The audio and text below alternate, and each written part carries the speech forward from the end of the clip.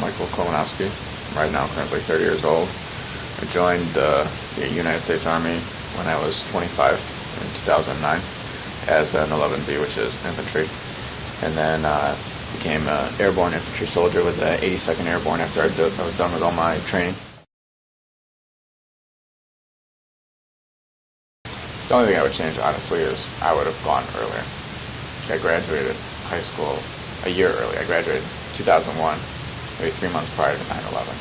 I wish I would have gone then, but I was too busy partying and being a teenager and 17. I had other priorities, school and, drinking and all that kind of stuff.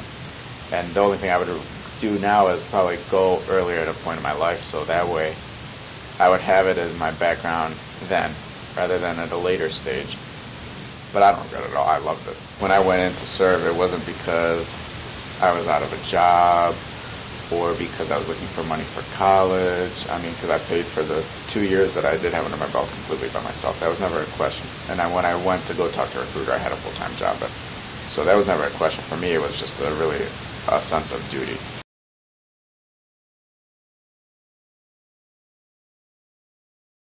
So our brigade could be activated within 18 hours to deploy anywhere in the world if something would happen, and just so happened that the earthquake happened. When we got there, everything was devastated. We stayed at some demolished school, had to dig latrines for the first day. It was really, not built up at all, but we did a lot of good stuff for 45 days.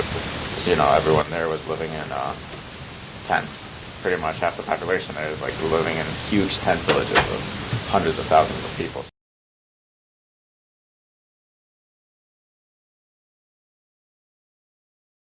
The people who are in Lincoln Park, for instance, and the students are completely different than lots of the students you'll find, in the business school. The first few months was just not challenging, but it was just an adjustment period every day.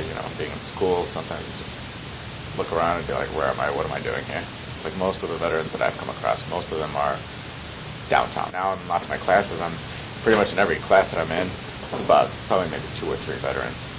So it's easier to connect.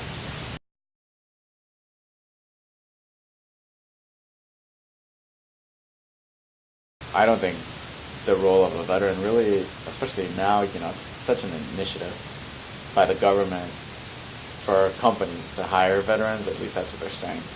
Whether or not the company's actually going to go do it, that's another thing. But you've got different corporations that it's in their best interest, or it's in their interest to hire a veteran. Not only do they get the tax benefits, they get the discipline of the soldier or the former veteran or what have you. So I think the whole stigma, for instance, getting a soldier who might, be a loose nut or whatever, I don't think that's really the case for most people in HR.